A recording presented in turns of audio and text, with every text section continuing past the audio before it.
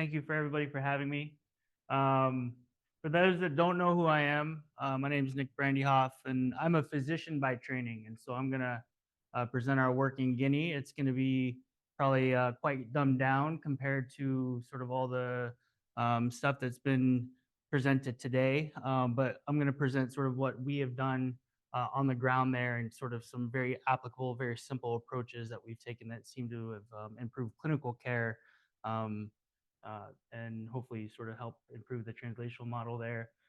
For those that don't know ASF, we're an international group of researchers, herpetologists, physicians, and just honestly some do-gooders who fundraise and try to improve care in West Africa and Central Africa.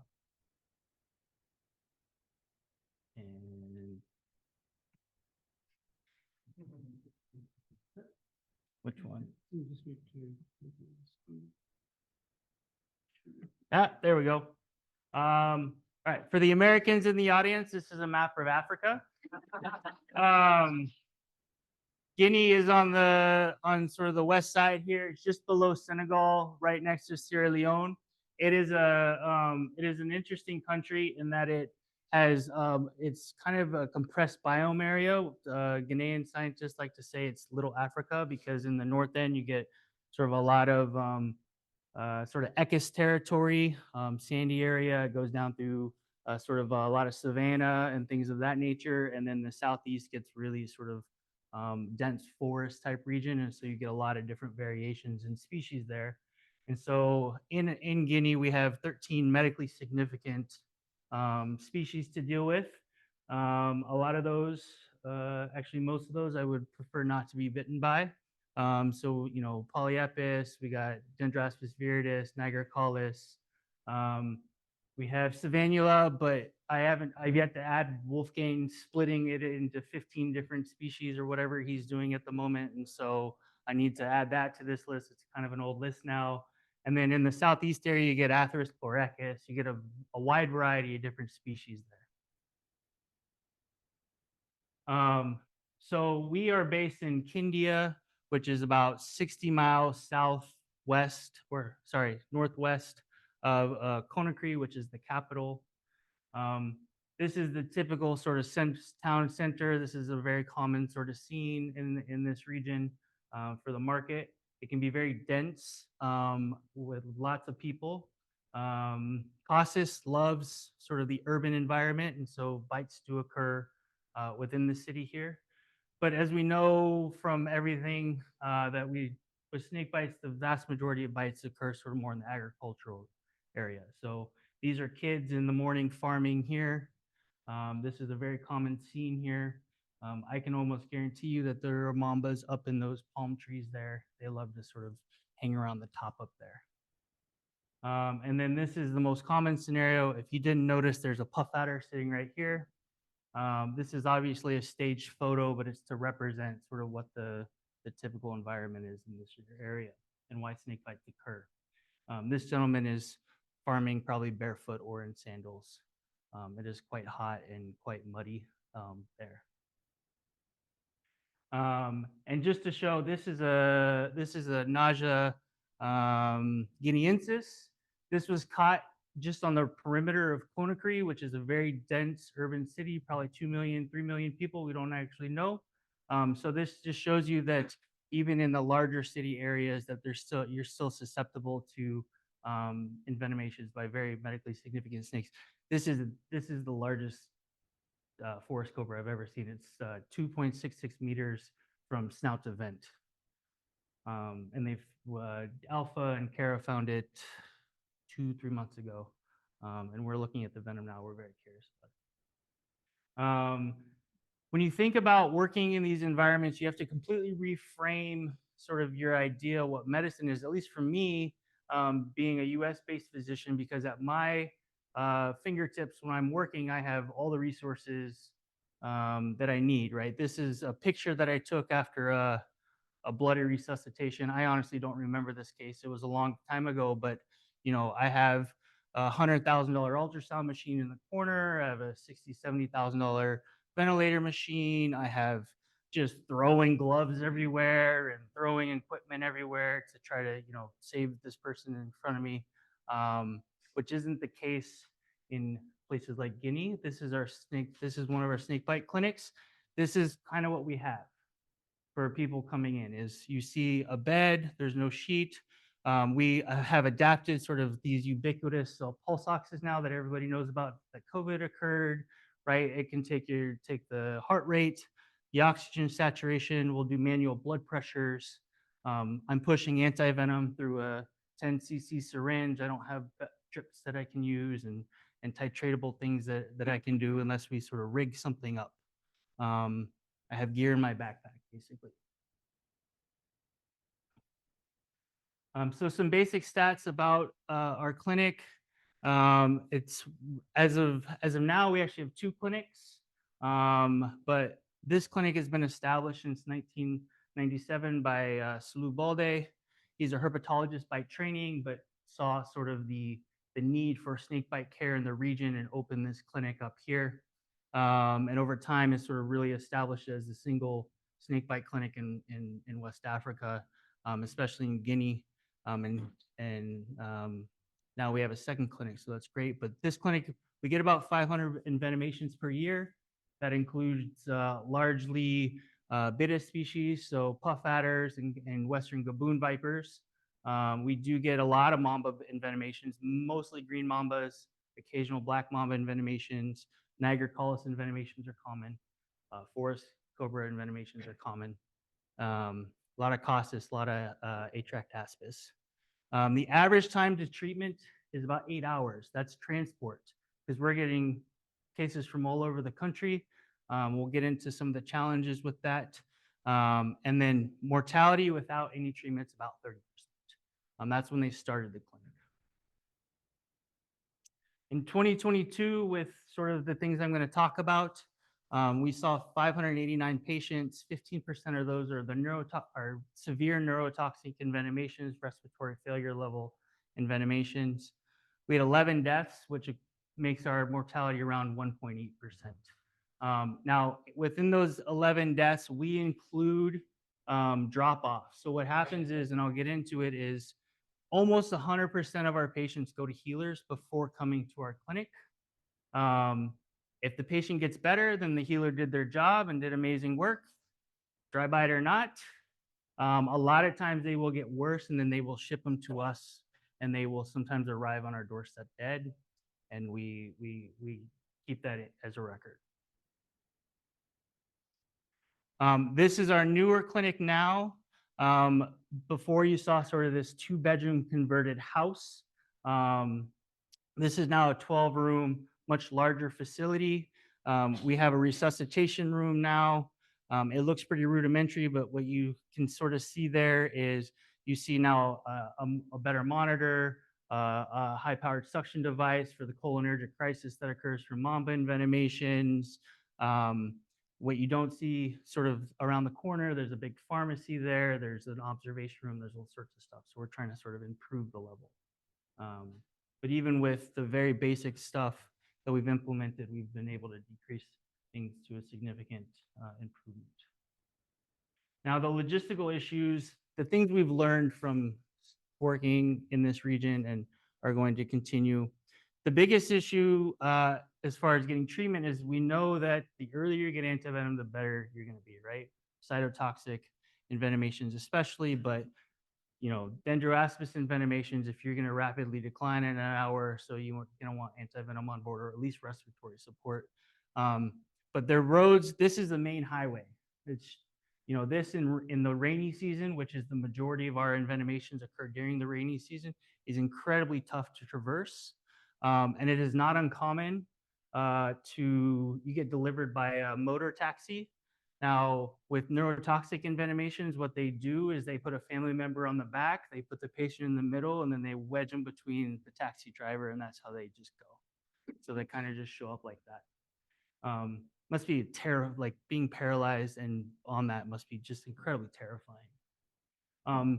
Power is always an issue, especially, I don't know if you guys probably read the news, but the Ghanaian oil refinery, the one import source for the country, blew up in December. And so they have not been able to sort of keep their country powered at all times. When I was there in April, the power was out 14 to 16 hours a day. And it is not uncommon to lose power for 3 to 4 days. And so you got to sort of work with the logistics of that. The idea of a ventilator sort of goes out the window. The idea of refrigeration for cold chain storage of antivenom kind of goes out the window. There's all sorts of sort of things that you have to deal with at that point. From a resource standpoint, the lack of medications, you got to deal with sort of intermittent lack of medications. There's been times we worked in this area where you could not find gloves within the community. And so you sort of had to run out of gloves or had to ration the gloves in some way. We're working in West Africa. There's all sorts of other communicable diseases that you kind of want to avoid if you can. And so you got to be very meticulous on how you use your resources. And then governments. One of the reasons we chose Guinea, besides Lou being there and Jean-Philippe having worked with him in the past, in 2019, when we started there, it was the most stable West African government. It had a 34-year same government, which is a very uncommon thing in West Africa. Since that time, they've gone through 3 governments. And so, you know, every time I go back, when you're working with the Ministry of Health or something of that nature, you kind of have to, you meet a new director of health ministry for the county every time and sort of have to reestablish that connection. And so there's some challenges there. So just as a resource thing, for example, you know, all these, we were talking about point of care testing and all these testing modalities. We still use whole blood clotting tests because this is all we have. We have 0 other lab capabilities there. Professor Worrell may light me up later, but we use 20-minute and the 30-minute test just as a for variability to take a look at things. And then, for example, this is a time we've already had an IV established. It's very low risk. I'm injecting some anti-venom here, and there's no gloves really available at the time, so we're rationing. There's always cultural issues. You go into a different area. We work with our local Ghanaian crew there. We have a group of about 10 physicians, nurses, paramedics, etc. We let them run the show, but you also have to come in and sort of start to understand what you're dealing with from a cultural perspective. The idea of Blackstone, almost 100% of our patients come in with attempted tourniquets. They're rarely ever an actual tourniquet. This is a picture here. It's hard to see here, but they basically took a razor blade and did a lot of like siping, basically, of the skin there, and then they took cow dung to rub it in there to try to absorb the venom out. Now you can imagine with a hemorrhagic envenomation, that's probably not the best idea, on top of just the infectious issues that you're going to have to dealing with later. And so, you know, when I treat snake bites in the US, we rarely, if ever, have to use antibiotics. It is incredibly common to have to use antibiotics in this community because of stuff like this. Again, almost 100% of people go to healers before coming to us, which causes a significant delay in care. Now, everybody will ask, you know, how do you work with the healers in order to get them to sort of understand, get the patients to you guys earlier so they can get antivenom? You got to understand there's an economic benefit to them, that Guinea is an incredibly poor country. And so they don't want to give up the economic incentive of getting paid by those patients. And so there's a constant tension there of trying to get them to get you the patient faster, but you also don't want to incentivize them to just send a bunch of people to you. It becomes this very weird dynamic. And so you have to sort of navigate that. And then even within our own group, Ghanaians are really industrial and want to utilize their resources appropriately.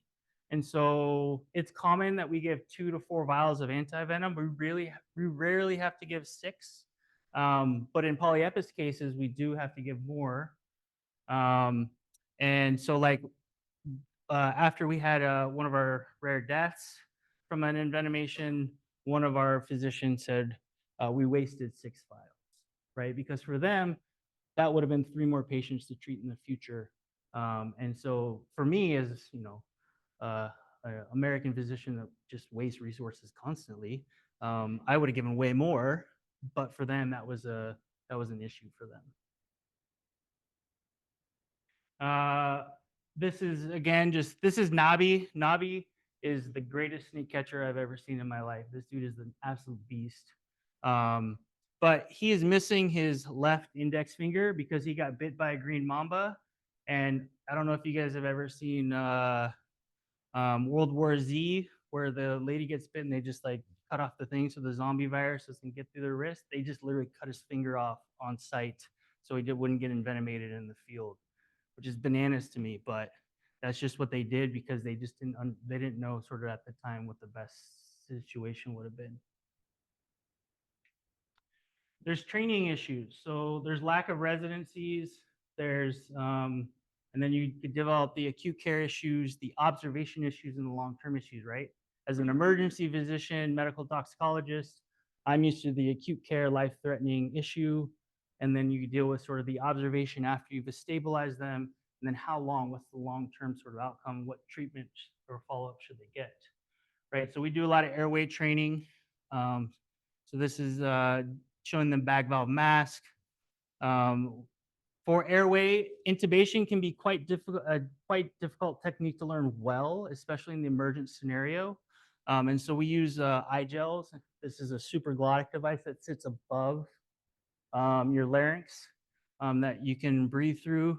And then this is us using a goat, anesthetized goat, to sort of teach them airway stuff. The goat we ate the goat after, so don't worry, there wasn't like a long-term issue. It was going to be used for supper anyways. We've introduced coventers. So for anybody looking for airway stuff in here, the coventer is an open access design. Anybody can download it off the internet and build it. It's basically a piston that pushes an ambu bag. And all you can do is control the rate. You can't control anything else. This was designed by an anesthesiology resident during just at the beginning of COVID, when we all thought we'd be kind of walking around intubated and not being able to breathe. But it's great for places like Guinea and other sort of resource low areas, because medical professionals, you just have to teach them the rate and all that thing. You don't have to teach them how much oxygen and what setting you're on and all things like that, which can be really complicated, and a pulmonologist or somebody else needs to run a ventilator like that. This is a very simple sort of breathing, and it takes away the family having to breathe for them for a couple days. Ketamine, we've introduced ketamine for pain control for a couple different reasons. One is you can buy it over the counter there. It costs about 3 cents for a dose of ketamine, 3 cents US. And if they have an accidental overdose, okay, so they'll be out longer. There's not going to be respiratory issues or something of that nature. But low dose ketamine at 5-10 milligrams, we had to lower the dose because the Guineans are so drug naive that we were snowing them with like 15 milligrams, which in the U.S., anybody who drinks here, 15 milligrams would be a good time. And so this has been an incredibly effective pain mechanism, especially for our Demetis viper bites we get. And then the backbone is anti-venom. Now we use Inacert for ours. It's field stable. It works in the area. We can push it in a syringe. We have to keep in mind we don't have any refrigeration that's functional. As you can tell, this is all sweat from me in April I was there when they went through that heat wave and it was 42 degrees. And it was brutally hot, but the antivenom stayed good. Observation period. So this is a 12-year-old boy who came in with what was probably a black mamba envenomation. You can kind of see the cholinergic drooling that's occurring here. He's got ptosis. He can't really move. He then gets treated well. He's actually sleeping quite comfortably here. I have video if people want to see later. Unfortunately, about 6 hours later, we had gone off as a medical team and left our overnight physician there, who's maybe not as well trained. And somehow this kid probably had recrudescence that was unrecognized and ended up dying. And so that becomes an observation issue of how you train the physicians and the nurses there to sort of recognize these signs and symptoms in these scenarios. And then long-term outcomes. So this kid got bit by probably what was a puff adder.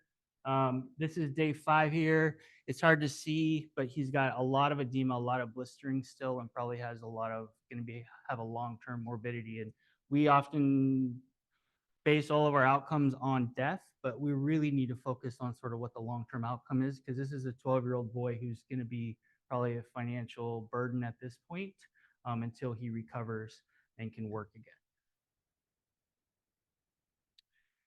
And then dealing with other stuff. Almost probably 80–90% of our patients have malaria. There's malnutrition going on. And so there's other things we have to be dealing with. This little boy is being treated for malaria at this point. No snake bite. And then the introduction of, this is sort of getting into the introduction of some novel ideas, is at what point do we as a community start to sort of utilize stuff like lateral flow assays for venom stuff? Now, I understand the issues with some of the Australian tests back before, but I've been talking with some of my Taiwanese colleagues who have seem to have really good results with they've been using lateral flow assays as a test study for some of their envenomations and doing quite well with it. So, they use this for malaria and COVID in Guinea. They know how to do it. They're already trained in how to use it. So maybe we could start to focus on, is this what type of viper or what type of elapid is this? And maybe we start focusing some of the antivenoms that way. Toys, we can start to sort of apply a lot of the fancy toys that we use in the US and Europe, such as like these portable ultrasound machines, portable cardiac devices, mainly for studying, is there edema, is there deeper tissue damage, something of that nature, is there cardiac toxicity occurring? And then this is just an idea somebody had with drones as far as traversing throughout Guinea. If we wanted to go to different clinics and things like this, instead of transporting the patient to us, do we have a central supply of anti-venom and then put it into a drone? It's being used in the military for blood supplies and things of that nature. Do we just ship it off and send it to a physician that's trained on how to use anti-venom and get it to them that way? It's all ideas we have. We don't have answers to it, but it's a thought. And then ledgers. So we have data. This is data upon data upon data of all the different cases that we see. We've tried to get our Ghanaian colleagues to upload it into a HIPAA compliant sort of spreadsheet so that we can use it in real time for data extractions and things of that nature. They're pretty set in their ways. And so do we use something like AI to extract data instead of like some poor med student who has to read French handwriting to try to put everything in the thing? I don't know right now. But what we have done some good data extraction. So this is GSI data on different envenomations that have occurred throughout Guinea. As you will notice, a lot more of the elapid envenomations are closer to Kindia. That doesn't mean Kindia experiences more. It probably means that people aren't traveling as far because they're not making it to our clinic. That's really what that means. So we need better data. We need to start working with clinics all over to get better stuff. And then there's an interesting sort of variability in the venoms, right? This is kind of a black hole of both clinical data and venomic data as far as what's going on. We do see quite a bit of bleeding with our Dendroaspis species. And now that's been reported in the literature, but it's pretty rare. And so we need to sort of figure that out. So we do have a whole herpetology team that works with us as a part of ASF. This is Kate Jackson. She's done a ton of work out of Republic of Congo and comes to Guinea with us. But this is a Western Gaboon viper that we caught a month ago. This is a range extension. We didn't know that it lived where it was. And so that's unique. And then this is a picture of the first live black mamba that got caught in Guinea. We know they exist from traps work in Guinea, but this was the first live one. Nabi caught it. He just caught this white snake and brought it back to the clinic, and asked Alpha, who's our resident herpetologist, to identify it, and they're like, holy shit. His name is Princess because they keep really good care of him. But it just shows you that there's just a lack of knowledge. There's probably 4 people in Guinea who could catch this snake and keep it alive safely. And so, we needed to do more work on that. We're also so Kara's up here. She just finished her Fulbright in Guinea, and she is doing a lot of the Venomics work in this region. We argue over sort of in Colorado, the venom variations from a 25-mile area. You can't tell me that the puff adders in Guinea have the same venomic concepts going on in South Africa. I have a difficult time believing that. So it's the same thing with the black mamba species. The difference between Guinea and Kenya is probably there has to be some difference there. And so how do we cover that with anti-venom? And then newer species. So this is Crotophelpeltis. This is one we picked up. You can see the 2 sort of non-front fanged fangs diving into Jason's finger here. He bled for an hour like this.